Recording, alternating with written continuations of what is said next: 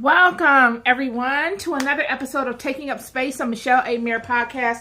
Always excited about coming forward, y'all. Today is absolutely no different. Today I wanted to come on. I had something on my spirit that I want to speak to because, you all, I have been through a lot. I've been through a lot of spiritual battles. I've been through a lot of highs and lows. I've had a very eventful life.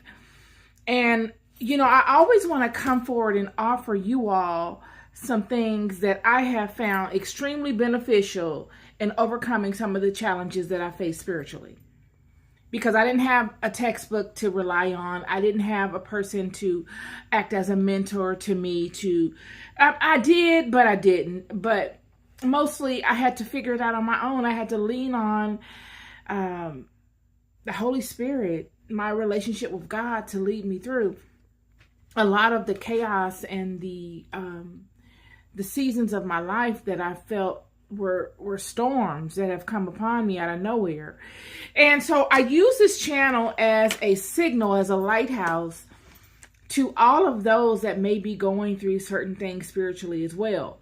Not to feed you the standard rigmarole that you get everywhere else from people that maybe have experienced such things, but they are reluctant to speak to them because they're not really acceptable to talk about, or that they have heard about through word of mouth, and that they really haven't experienced, so they really can't dive deeply into them because they don't know what it's like to experience them. So I'm going to bring it up. I bring up a lot of communications regarding witchcraft. Witchcraft is a very significant issue in the world today. We are living in a world that is somewhat mirroring at this time. We're trending to Babylon, if it doesn't mirror actually what's going on in Babylon, or what was going on in Babylon at the time that Nimrod was ruling Babylon, or it starting to mirror the way the world was before the flood. When we look at Babylon, we look at a time after the flood that many people were still alive that had experienced life before the flood. We're looking at a time where these fallen angels needed to work very closely with the children of God, or human or mankind, in order to make them have the ability to carry on. They had to work with human or mankind in order to secure a certain type of existence, whereas they didn't need to do that before the flood. You will see them in some way humbling themselves to the people and saying, we're all in this together, you guys. We're all bound to these things, when we're really not all in this together. We have separate destinies. Adam and Eve's descendants have a different destiny from the fallen angels. But they all had one significant thing in common, and that was the curse, and that was the flood. And what we find is, we all know that they began partnering with mankind for spiritual favors, in exchange for mankind doing the legwork, building them a vessel that they can live in, and which are these symbols and idols, and then doing the legwork to build or create the creations that they have that will assist them in either trying to find a way out of this, or trying to find a way to challenge God in some sort of way, without the people really knowing it, or if they did know it, being able to justify it by way of their fears. And even that's just the Babylonian portion of things. When we look at what happened prior to the flood, we look at a time when these fallen angels had bodies and they were able to do many things. They did not need the assistance of humankind. They could dictate literally what would be what by way of their ingenuity and their craftiness with their spiritual talents. And they knew the situation that the descendants of Adam and Eve were bound to, and how they felt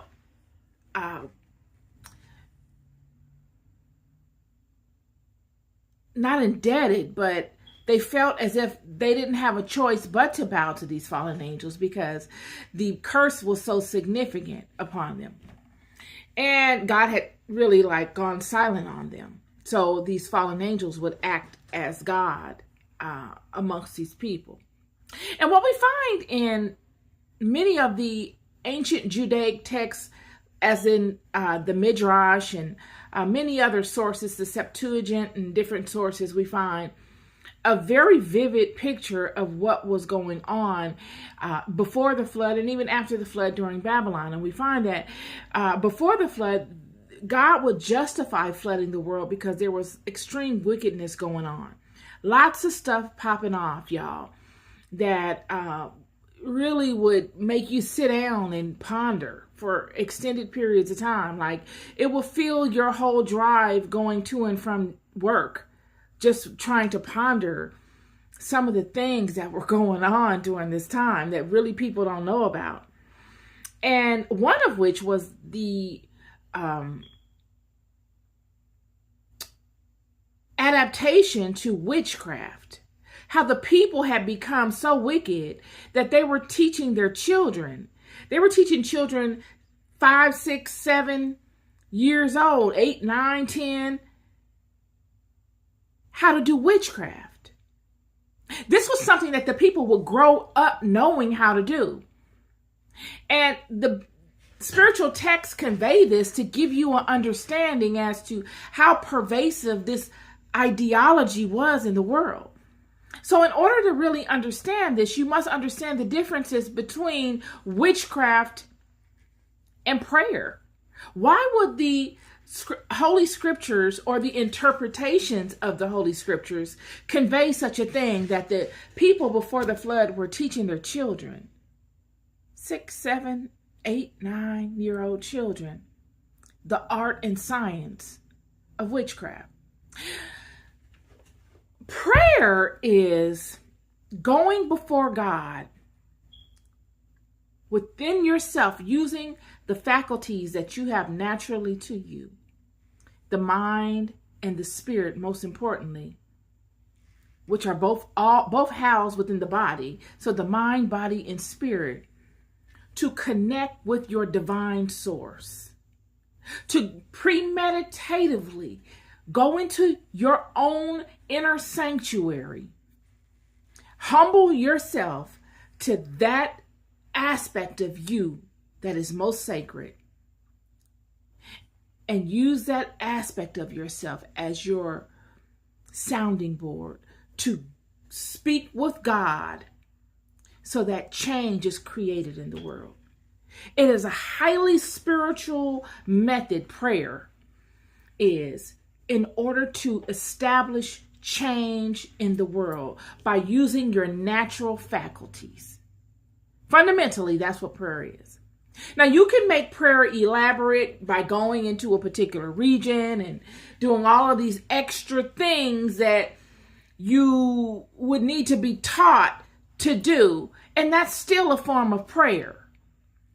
But fundamentally, from a basic standpoint, prayer is depending on your internal faculty, your divine connection to God, to source, and tapping into that connection premeditatively so that change can occur in the world. And prayer, in a righteous sense, is always good.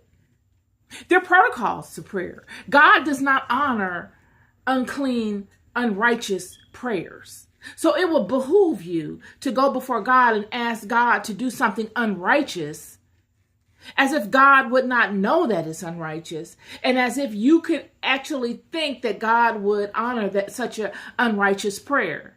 You yourself would deactivate the prayer from ever coming to pass by way of you condemning yourself, because you know that your prayer is not honest and truthful.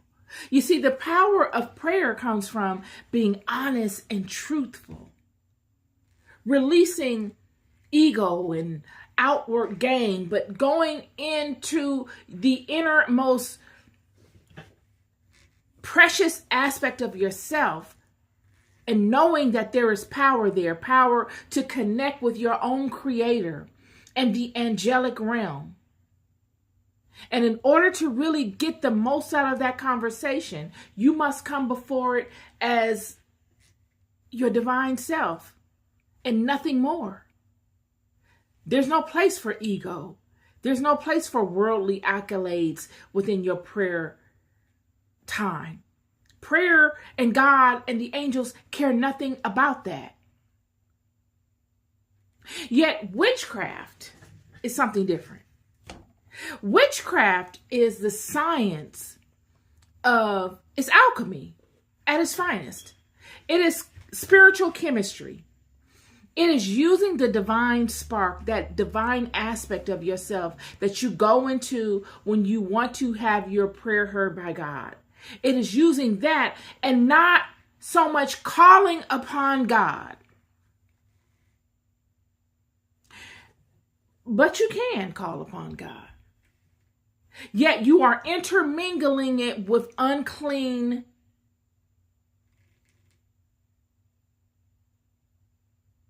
methods. You're looking to manipulate that holistic, righteous space with ego, with will. A lot of times, witchcraft is looking to go around God because you know God will not honor such a prayer. So, because ego and will wants it done so bad, you go around God. You go the underworld way instead of the legal way.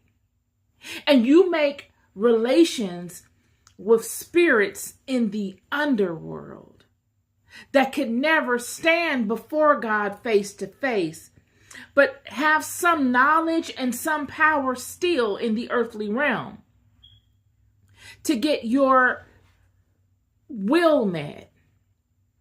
Yet the safety protocols and the surety that comes with going before God are not granted within this realm. You're going the underground way, the cut the corners way, the underworld way of getting it done. And in doing so, you're dealing with underworld type spirits, underhanded type spirits, tricksters. This is where you get that trickster energy from. They'll agree to do a thing for you in exchange for something else, but they're probably not going to honor their obligation. It's not going to turn out the way you want it, or if it does, it's going to cost you something you never thought that it would cost you. There's going to be some aspect of it that's going to be off kilter to what you would have normally experienced had you gone the righteous way. And many of the people in ancient times were using these spirits to get things done because, as I said, they were hot off the heels of the issue with Adam and Eve and the serpent, and they felt that they couldn't go before God. They were self-condemning. And they had become habitual users of these fallen angels. It had been a generational thing, one generation after the next, dealing with these fallen angels because of this mentality of them feeling as if they're not worthy to go before God. You got one generation after the next, after the next, after the next, after the next, after the next, that has not felt worthy of overcoming the curse. In fact, they have made comfort in the curse. Never have they said, well, we're going to overcome this curse by doing righteous. We're going to eventually overcome this curse. No, what they do is they embark upon a journey after being kicked out of the Garden of Eden, and they began making pacts with these fallen ones for comfort. And the comforts allow them to say, well, you know, we really shouldn't be doing this. We really should be ascending so that we can overcome this curse. But why ascend? We got these comforts. And they do this one generation after the next. And they would make pacts with their family and say, I'm going to give you my children too. If I'm going to, just like the serpent said when he came upon Eve, and he says, I need you to promise me you're going to do this, that, and the other. And she says, I promise. And the serpent says, well, that's not good enough. And now I need you to promise you're going to get Adam in on this too. And she says, well, okay, I promise I'll get Adam in on it. Well, what happens is after the curse, this whole thought process, this whole thing of getting everyone to buy in and being able to get contracts, if you want to call it that, on future children that these people may have or family members, so that they can get as much headcount as they can to follow them. But I don't want to park there. All these things were going on before the flood, and then you find that after the flood, Babylon happens, and then here we are. So we established what witchcraft and the differences between witchcraft and prayer. Prayer in its holistic sense is going before God and petitioning God to assist you in whatever it is that you're dealing with. Witchcraft is the evil side of that. Now, I know that there are many people that call themselves witches and they don't practice baneful meaning harmful, evil, wicked type of sorcery or magic. But in my interpretation, I use witchcraft to convey such things. I consider prayer to be the righteous side, and I consider witchcraft to be that thing that is used to harm a person. It's the same method of operation. The only difference is that a lot of times it's the spirit in which the deity, the spirit in which you go before and petition, and it's the intention that you have when you go before and petition that spirit. One is petitioning God and releasing the burden to God and saying, I'm struggling with this. Father, I need you to take control of this. In prayer, you don't take it upon yourself to enact the will in reprimanding someone. You give that to God. We spoke to the angel that Jacob was speaking to in his latter days yesterday. And this angel saying to Jacob, I've been with you through all these things that you've gone through. It was me that went and cleared the way for you. It was me that humbled all of your enemies, without me ever having to come upon you and introduce myself to you. But yet now that you are at the end of your life, I want to tell you it's been great walking with you. We have done a tremendous thing, you and me. And I could not have done it had you not allowed me full ownership, full movement in your life. And because you have allowed me full movement in your life, even though you didn't know it was me per se, those that are in heaven, all of those that have come before you, all of those people that are now transitioned out of this place, your father your father Isaac, and your grandfather Abraham, and all of those that have come before him, and all of those heavenly beings and angelic beings that I am in alignment with are so proud of you. Your name will go down in history, in the history of this earth, in the history of this realm, and no one will be able to usurp it. In fact, your name will be so prominent within this realm that there will be men and women that will come after you thousands of years later and do things in your name. And because they do it in your name, they will be forgiven for all of their sins. That's how powerful you and I have been in our walk in this life.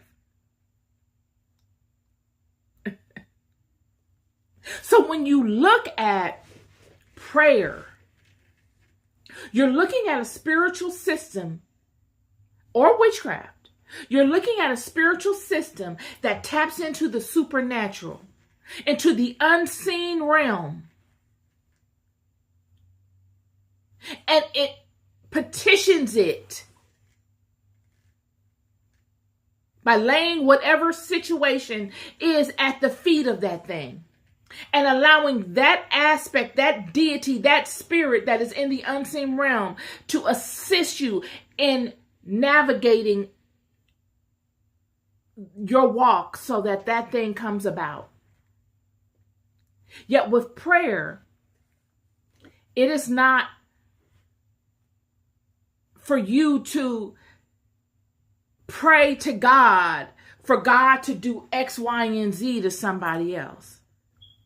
And then to force it by using aspects of nature or the planets or any other thing to make it come about. Now you have intermingled your will into something that you can't see far enough out in to establish whether what you're doing is correct or not. You are no longer standing in the creation that God has created you to stand in. Now you are taking ownership of what God has mandated for you by way of your angel that you were born with, or by way of what God is willing to do for you in your life. We know this by many instances. Most importantly, we know this by what was just conveyed yesterday. Jacob could never have gone and done all of the monumental things that he did had he not aligned wholly to his angel. And his angel comes forth and communicates this to him. I know myself. There's no way I could have ever imagined being able to navigate the things that I have been able to navigate just from my own knowing. I don't know enough. I don't know. I can't call it. I don't know all the names of the angels, and I'm not a sorceress where I call upon all of these spirits and I bring them down in here and I do all of these things. And as much as I've been fascinated and I've wanted to know, well, how do they do that? And why would they do that? And how does that work? The more I know about it, the more I know this is beyond my league. These spirits are very wise. Friend, they're not egotistical. They don't showboat. You got some that are lower level spirits that make small mistakes, but you got some high level spirits, friend, or even some mid-level spirits that are extremely wise. They work through people. If they want to do something, they don't show up and do it themselves. They may show up and observe you, but if they want to move, honey, they're going to move through people. And you'll be surprised at how many people they move through. You would be surprised at what people in your life they will move through. I'm here to tell you.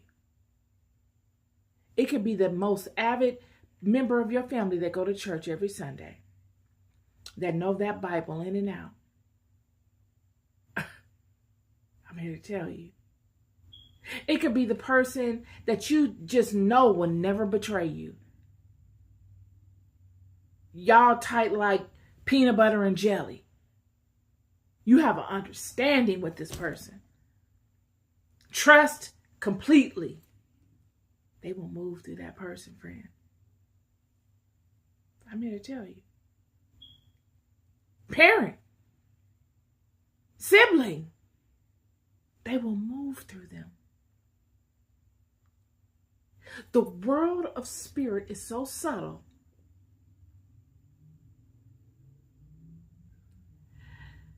that it takes an entire lifetime to really comprehend it. And even then, you really only know the region of it that you have been involved with. There's a whole sea of it that you know nothing about.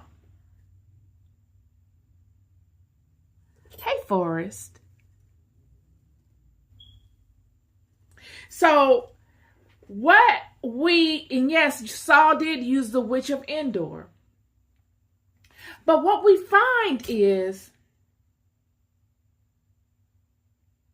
And what I really want to hammer in, and what brought me forward with this conversation today, is how God is so wise in his creation.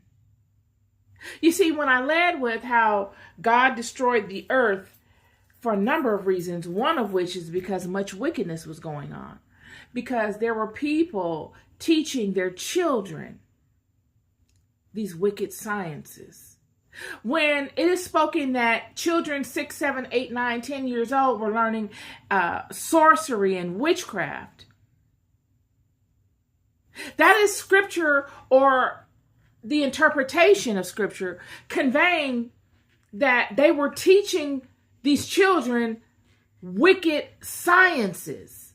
They were teaching the children not how to go and petition God the righteous way and align to God in times of good and in times of bad, and to know their role and depend on God to fight for them, to depend on that wise aspect that is within them and that permeates throughout the entire world and the universe, to align to them and fight for them.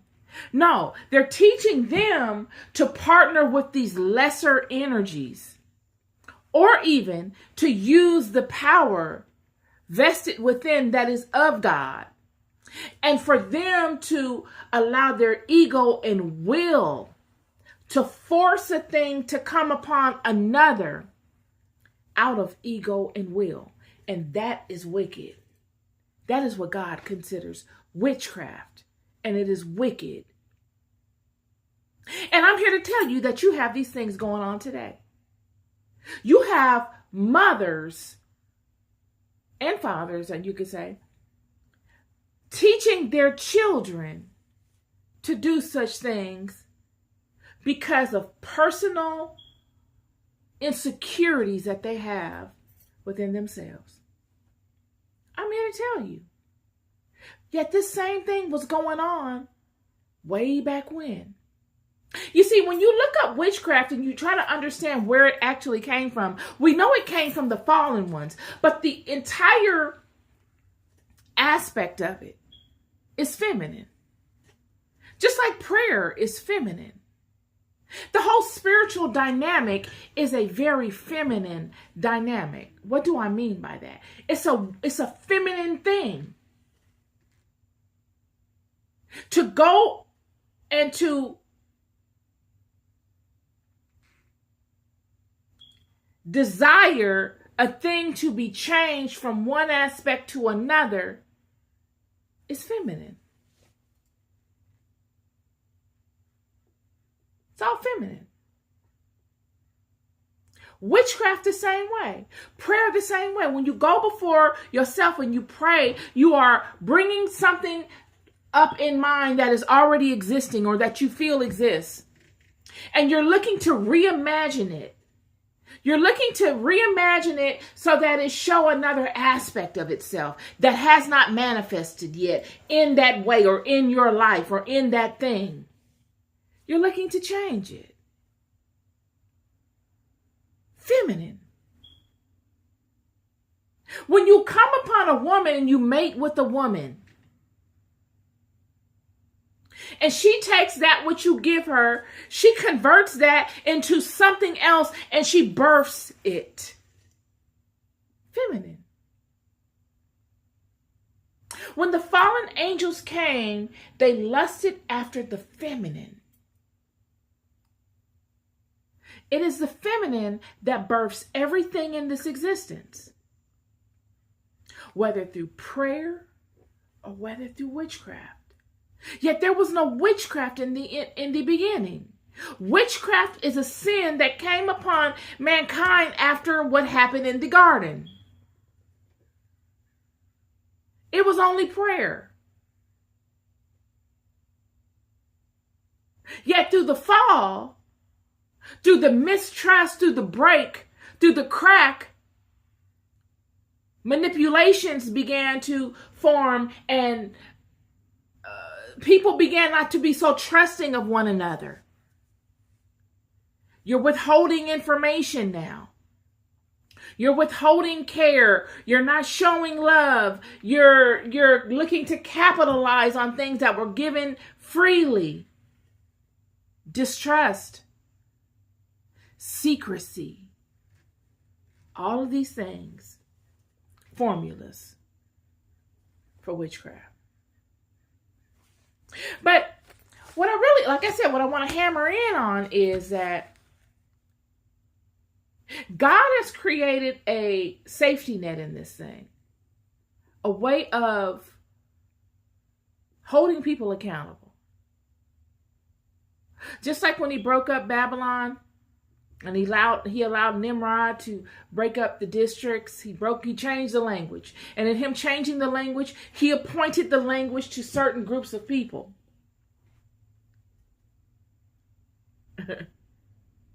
That way, he can determine who's doing what.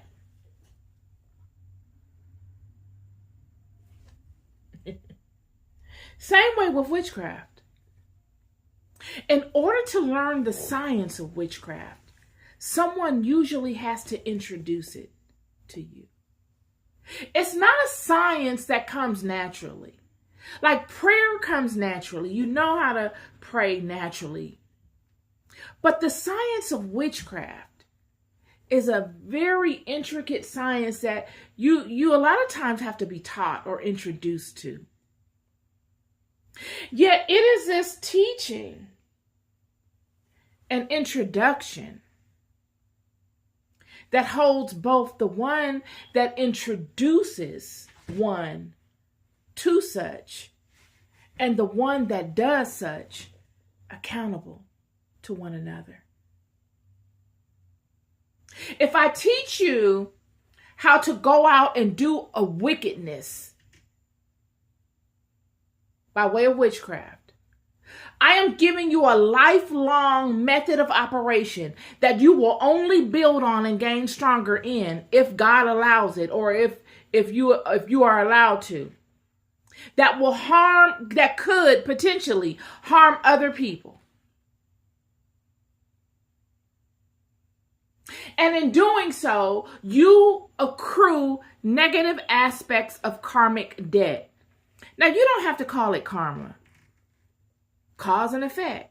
Because you did such a thing, now a certain effect has happened, and you must live with the residue of that effect. You must be able to overcome that effect in your life because it will manifest.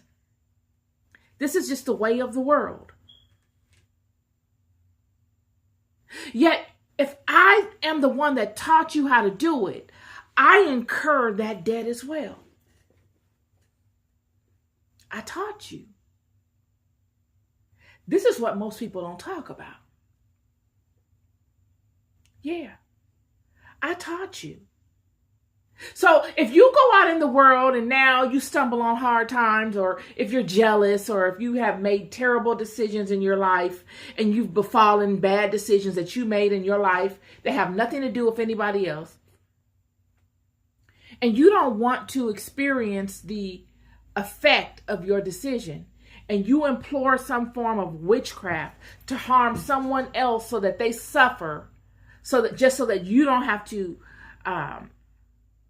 stand in the decisions you've made, the results of your decisions. This happens all the time. Hire a witch to curse someone. And because the witch is down on money, or you offer a large amount of money to do it, the witch says, okay, well, I'm going to go ahead on and do this for you. They are going to justify or think that they can either justify or get around the karmic debt or even deal with it for the money. And that's the next thing I want to bring up. How do you get caught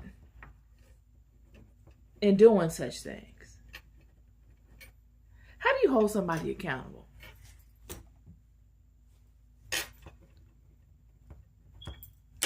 But before I get to that. So you go around cursing people for money, And this is a double-edged sword. It doesn't have to be anybody you know. You got witches that move into communities, y'all. You got witches that have lived in communities for years, that are pillars in the community, whole witches that just curse people, that do things to build up their spiritual strength. How else do you get strong at cursing? The only way you get strong at cursing people, friend, is if you curse people a lot. It's not something you do and you get really good at it because you have a powerful entity that you're attached to and that you only work with once a year. It does not work that way.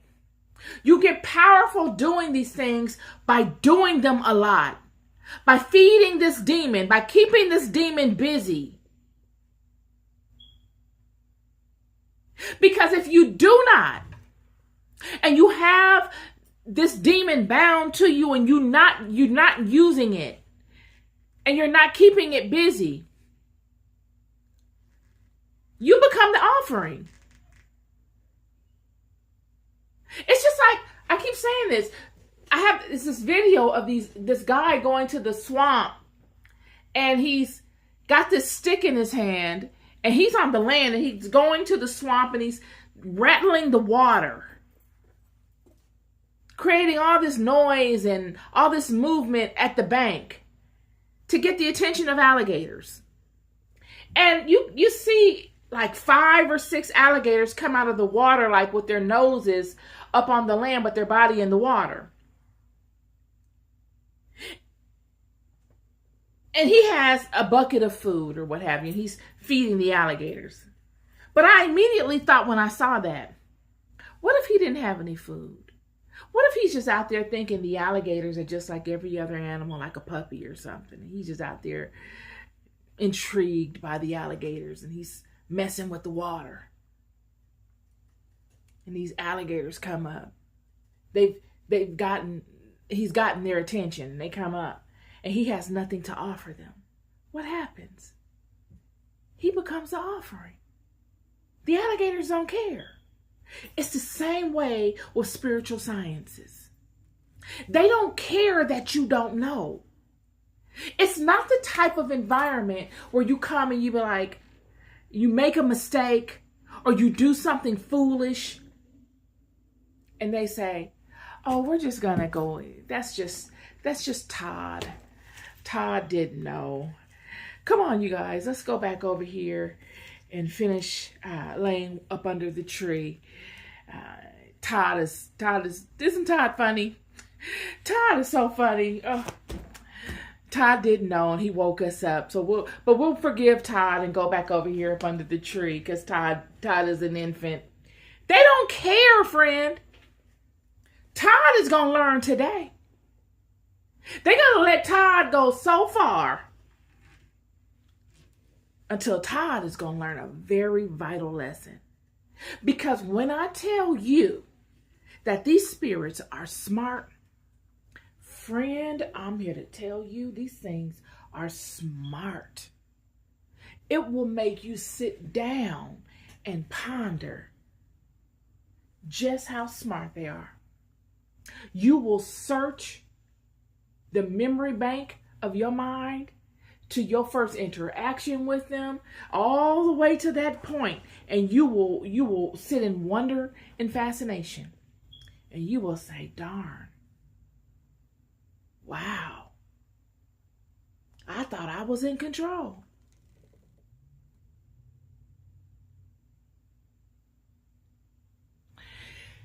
So these are real things. And these are things that happen. This is why I'm bringing it up. Because you could be out here trying to be Harry Potter. Somebody could have introduced you to an aspect of this system and said, I'm really not going to partake in teaching you anymore. And then you try to go it on your own, and you try to use different things you learn to alter somebody else's stuff or their life for your own petty gain, or so you can become stronger spiritually, so you think. Or you could be working somebody else's agenda for money, out here cursing people for money that have never done anything to you. Yet I'm here to tell you that nothing in the world of spirit goes unnoticed. And that there is a price that you must pay for every single thing you do. Everything you do. And that is why God distinguished within prayer to lay your prayers before God. Give it to God. In today's society, we make this thing look like it is the weakest thing to do. But I'm here to tell you, it is the most hardest thing you can ever do. To not take a thing upon yourself to solve, but to have enough knowing and enough faith in something greater, and to have the patience it takes to align to that thing that you know is greater, and allow that thing that you know is greater to work it out on your behalf within its own time. Because you know that it is wiser than you ever could be. You see, when you take it upon yourself to meet that thing where it's at, and for you to use your ingenuity in going toe to toe with it, you're playing God. And in you playing God, you have lowered yourself down to it. You have come off of your throne and gone down to it. And now you going down to it, God can't cover you. You got to go it alone. And in you going it alone, now you are left vulnerable without the coverings of God.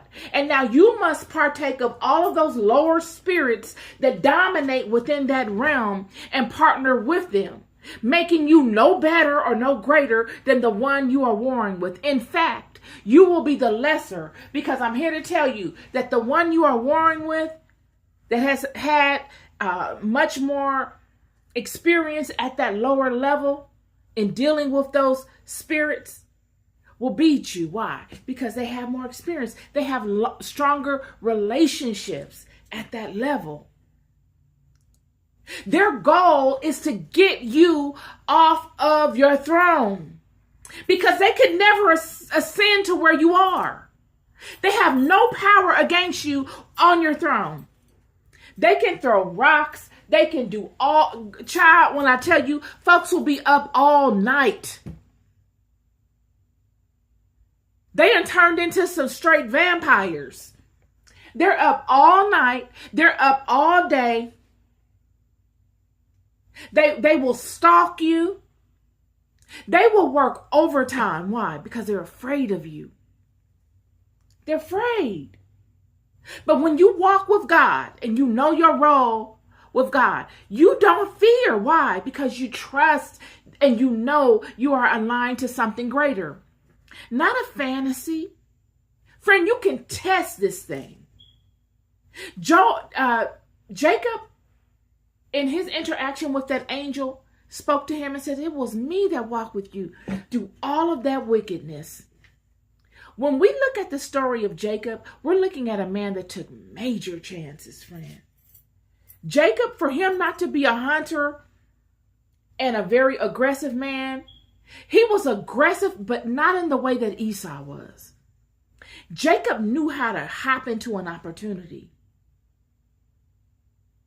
And the angel at the end of Jacob's life would tell him, "It was me that put you in these spaces." Friend, have you ever found yourself in strange circumstances overnight? And you're like, "I would have never have chosen to be in this. In fact, I want to just depart. I want to turn around and leave because I'm extremely intimidated." Big cats, big dogs, big hyenas, big sharks. You done went from the ocean with piranhas and hyenas and all kinds of big fish, man-eating fish, rubbing against you, but not biting, not scratching, not ever harming you. To getting out of the water and now you're in the forest with big lions and hyenas and nocturnal animals all around you, snakes, strange sounds, frightening. And it is your angel that leads you straight through it.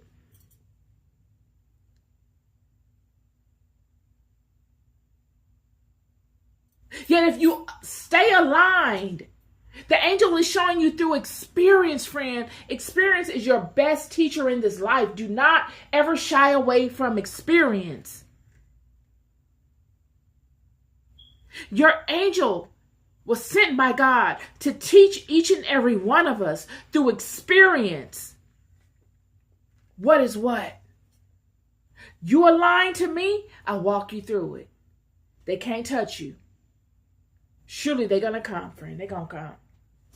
If you think you're going to walk through this life and nobody's going to come for you, you're crazy. I don't know where you think you are. You're living in living a lie. You're in a fantasy. You need to wake up from the dream. If you cower out and you bow down every time something strange comes upon you, who are you? Who are you? What do you stand for? If you got to go partner with everybody because you don't feel strong enough, who are you? That was not your creation. Where did they do that at?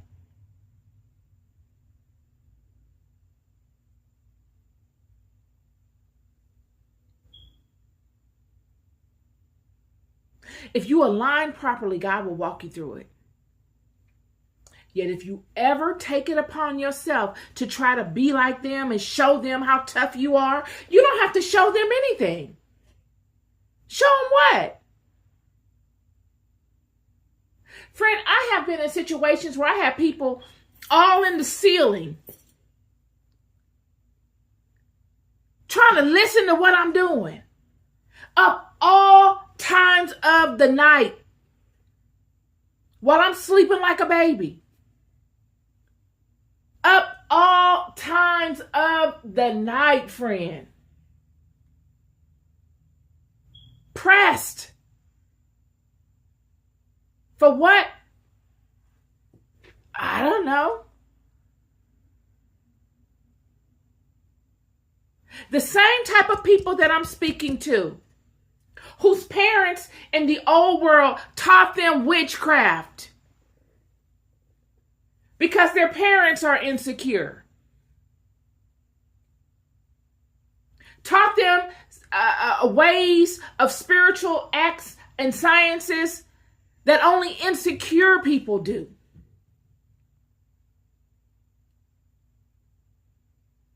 The primary reason God flooded the world. Primary reason. And I'm here to tell you that all of those people that congregate together, all of those people that they hire to do spiritual work for other people that have never done anything to them, all those people that take money to do wickedness to other people, I've seen those people come and go in my life, friend. I'm telling you, I done seen all kind of stuff. I done seen it. I'm not talking about what somebody told me. I've seen it, and it was the most horrendous thing. I'm telling you. God does not play. Many people think it's a joke. But God don't be playing, y'all. It ain't no joke. God will let you go so far. You know what happens? Those people that do spiritual work like that for money against innocent people, they do well for a season, and then they just kind of disappear, don't they? They usually do well. You see them and they seem like they're real strong, but then they kind of disappear. Why? That pendulum. You can avoid the kick only so long. What is the kick? the reverse of that pendulum, the coming back of all that you've done. You can slow it down. There's all kind of stuff people do, but you cannot stop it. You cannot. And what happens when one comes amongst you that is aligned properly to God? They are like an accelerator for that swing of the pendulum.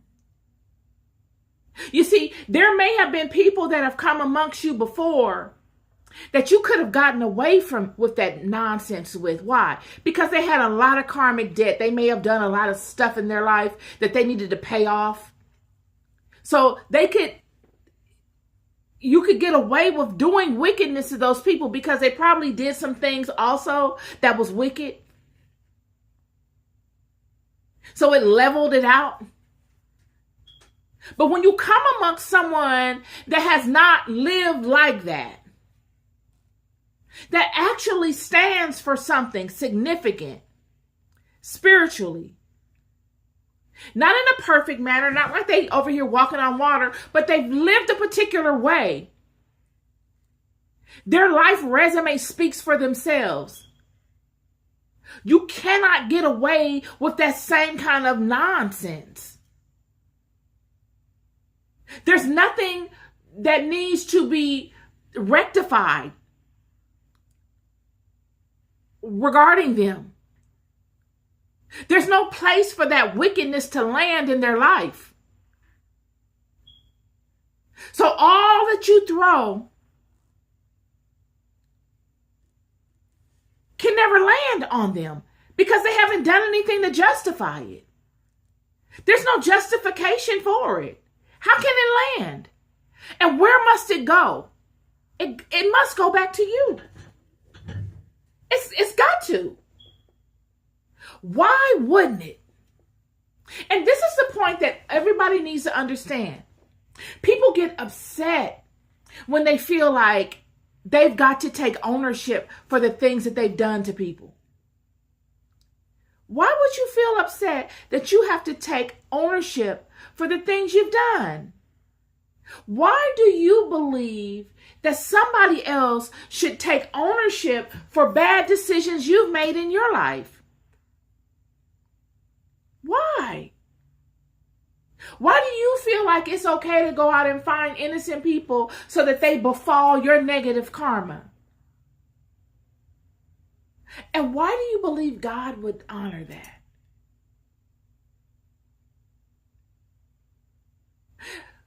We are all judged by the actions we take in this life. And it is our actions that show our honor and reverence to the creator of this reality we're in. A lot of times the things that we do show the disdain that we have for our creator.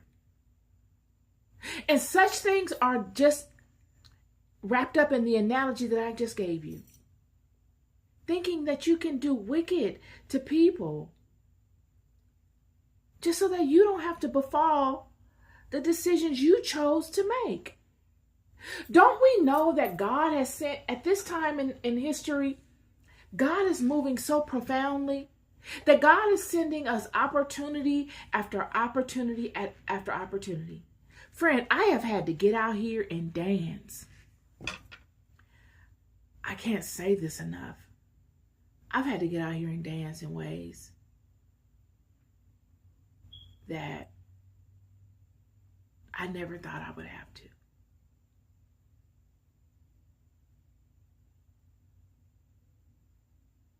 And out of reverence for the creator of which I sit in,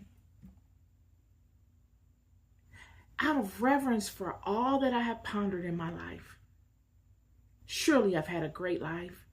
I went out and I've had a good time and I've had friends and I competed for worldly things and I did all the stuff that everybody loves to do. But through it all, I paid attention to the stuff that mattered also. I've sought God. I've looked to do the right thing.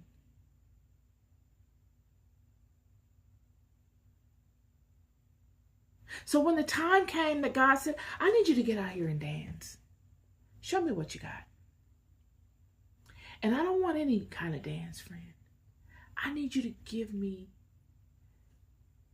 the dance of your life.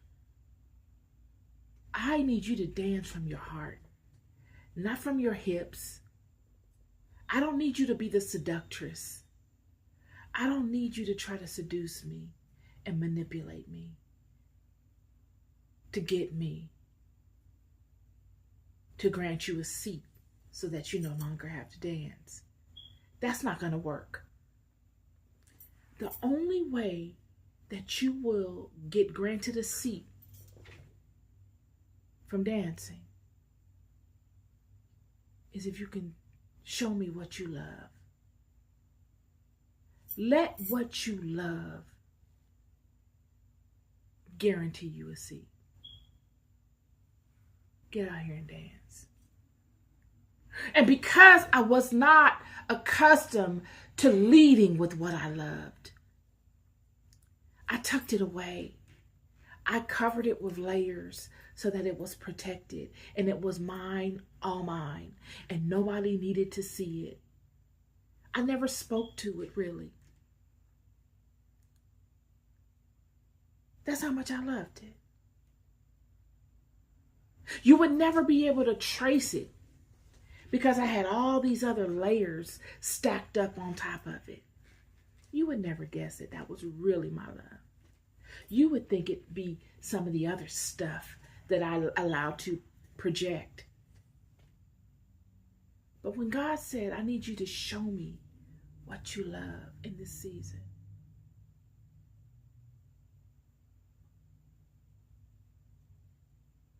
and I heard it clearly,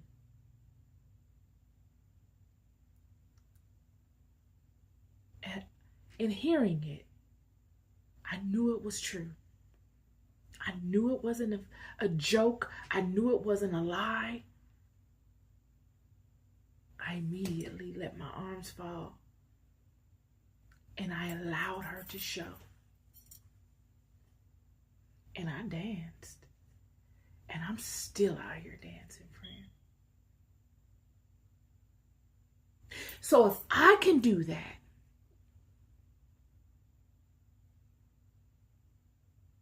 amongst extreme chaos, extreme fear, horrific stuff being thrown at me like I've never experienced in my life,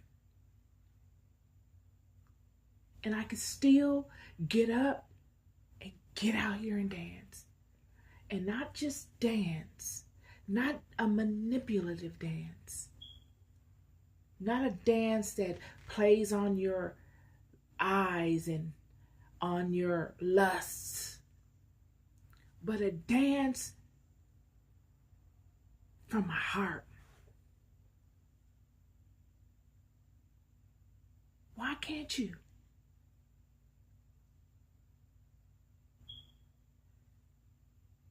God put this on my heart today. Why can't you?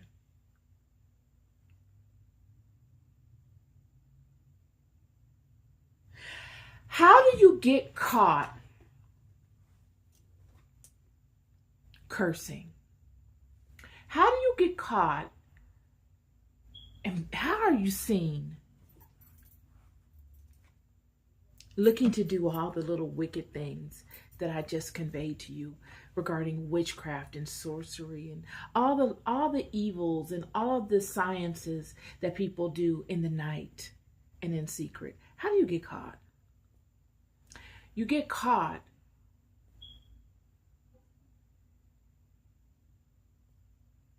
by one that allows the Holy Spirit to lead them. That angel that Jacob was speaking to, that said, I went before you and I made the path for you. so that you could leave Laban's house. I went before you and I made the path for you so that you could come amongst the angel and get renamed. I made a path for you so that you could be led to Egypt and that your children will multiply in Egypt. He's saying, I was there when you had that dream and you saw the ladder. And I remember what you felt. And I listened to you when you spoke to God about what you felt. That angel is conveying that it had the power to see every single thing that Jacob did in real time and to take note of it. It didn't need Jacob to tell it anything. It was there, right alongside Jacob, documenting. It took it upon itself to go before Jacob and clear a way for Jacob in all of Jacob's many walks. And this is how all the sorcerers, all the witches, all of the insignificant people that petition and that sit in the sidelines and in the bleachers, that egg a thing on and swear that they don't, this is how they are all seen. Yes, this inner ally that God gives each and every one of us, yet that is not active in all of us. It's only active in those that allow it to be active, that align righteously to it.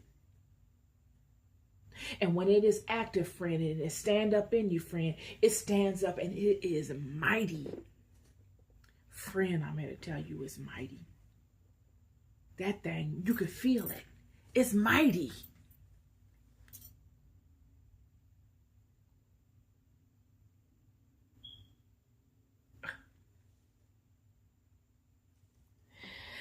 This is my podcast for you today.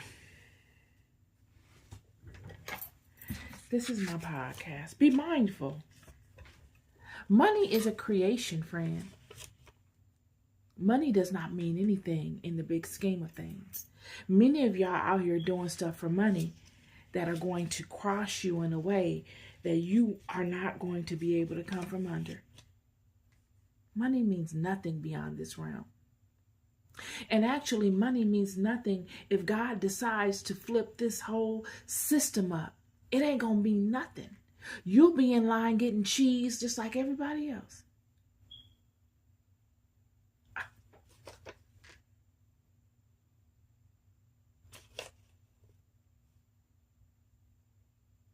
When you teach your people, when you teach your children, or you teach other people wickedness like that in the form of witchcraft, like they were speaking to the people teaching their children witchcraft before the flood at 7, 8, 9, 10 years old. You teach them a distorted version of God's hierarchy. I don't care if you're teaching your children witchcraft and they're 20 and it's witchcraft and it's wrong, and you're teaching children how to be unrighteous and how to go about things in an unrighteous way. You are leading them away from God. And you must pay the price for that, along with the children that you teach.